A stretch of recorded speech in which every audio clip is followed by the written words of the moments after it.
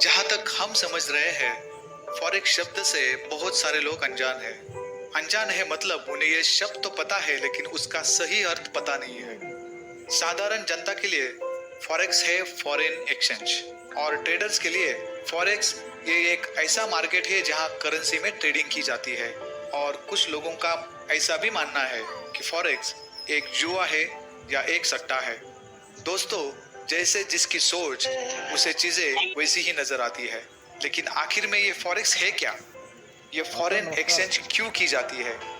ऐसी क्या चीजें आन पड़ी है जिसके लिए फॉरेन एक्सचेंज इतना जरूरी हो गया है?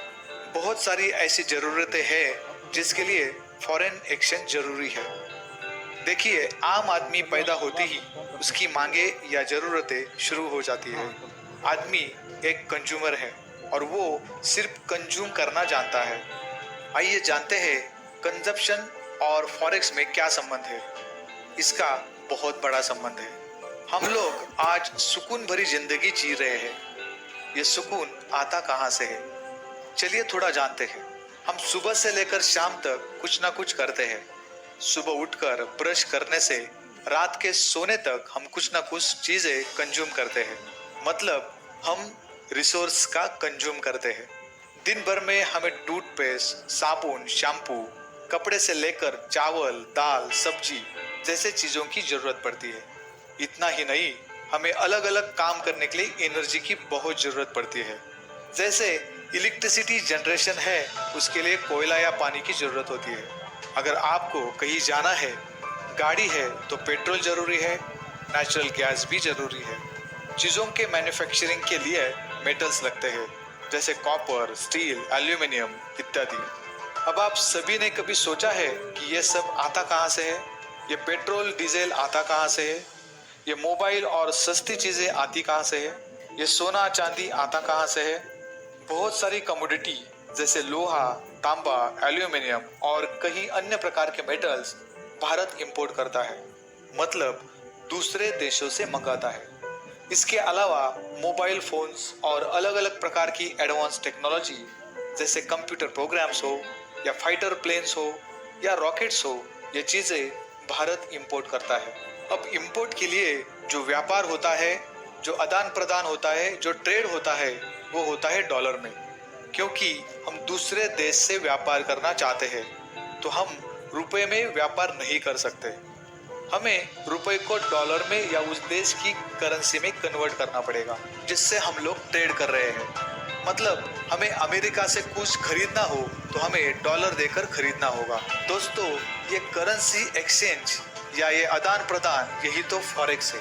ये सब बातें तो हम बड़े पैमाने पर होने वाले फॉरेन एक्सचेंज के बारे में कर रहे हैं। लेकिन समझो आप फॉरेन ट्रिप जा रहे हो तो रुपए को देकर उसका कन्वर्जन डॉलर, यूरो या पौंड में लेकर ही जाएंगे, क्योंकि आपका जो रुपया है भारत की करेंसी है, वो वहाँ पर नहीं चलती। वहाँ पर आपको जाना है तो उस देश की करेंसी आपको चाहिए। दोस्तों, ये सब करेंसी एक्सचेंज ही फॉरेक्स है।